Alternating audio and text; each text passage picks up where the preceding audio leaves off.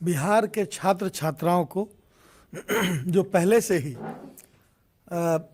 अध्ययन के प्रति काफ़ी सजग हुए हैं, उनकी शिक्षा गुणवत्तापूर्ण हो और ऐसी शिक्षा जो उनको अपने अपने पैरों पर खड़े होने के लिए पर्याप्त हो, उस शिक्षा को देने का काम सरकार करने के लिए कृत संकल्पित है। विगत 1-1.5 वर्षों में जो शिक्षा विभाग के अंदर कार्य हुए हैं, उसकी मैं सराहना करता हूं और मैं समझता हूं कि यह बिल्कुल सही रास्ते पर चल रहा है और इसे अंजाम तक पहुंचाने के लिए सभी सक्षम पदाधिकारियों के साथ मिलकर मैं शिक्षा मंत्री के रूप में बिहार के छात्र छात्राओं, उनके अभिभावकों के हित में और जनहित में शिक्षा को एक बेहतर आयाम तक पहुंचाने का प्रयास करूंगा। अच्छा, हमने देखा कि आते ही आप गजब एक्टिव हो गए, बड़ी मीटिंग हुई है, तकरीबन ये मीटिंग 1 घंटे तक चली है। क्या कुछ बातें हुई हैं अंदर? के पाठक भी थे साथ? हमारे सारे पदाधिकारी उस बैठक में थे। एक पावर पॉइंट प्रेजेंटेशन जो होता है विभाग के संदर्भ में विभिन्न जानकारियों को देना, वो दिया जा रहा था और यह काफ़ी 1 घंटे तक चली इस बैठक में विभाग के विभिन्न पदाधिकारी और उससे उनके क्षेत्र से रिलेटेड संबंधित जो उनके फंक्शंस थे उसके बारे में उस पर चर्चा हुई। अच्छा, क्या आलोक मेहता को अंदाजा था, क्या सुगबुगाहट थी कि बड़ा बदलाव होने जा रहा है? नहीं, कोई सुगबुगाहट नहीं थी? कोई नहीं।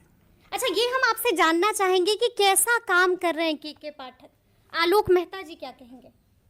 नहीं, हमारे सारे पदाधिकारी अच्छा काम कर रहे हैं।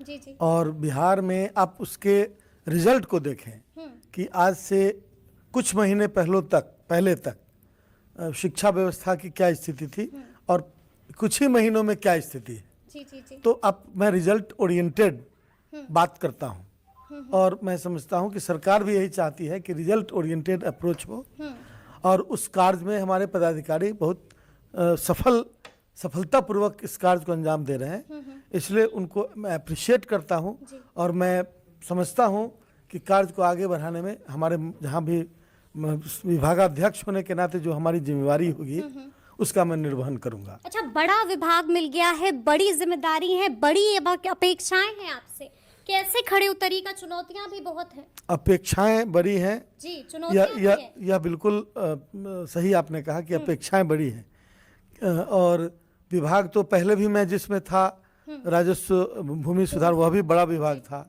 और कोई विभाग छोटा और बड़ा नहीं होता है। मैंने सबकी जिम्मेवारियां होती हैं और मैं विभिन्न विभागों को पहले भी उसकी अध्यक्षता कर चुका हूं। तो मुझे लगता है कि मेरे लिए कोई बहुत फर्क नहीं है।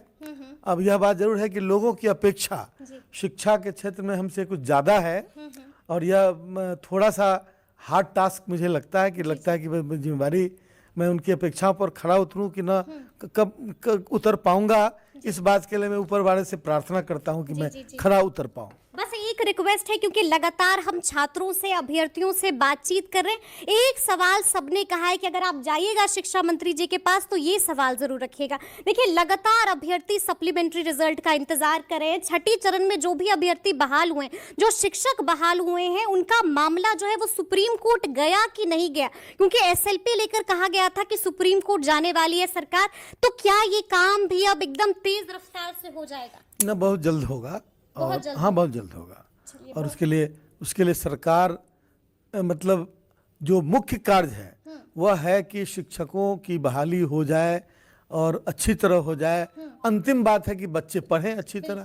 तो सरकार उसके रास्ते में जो कुछ भी परेशानियां हैं उसका समाधान करने और प्रॉब्लम्स के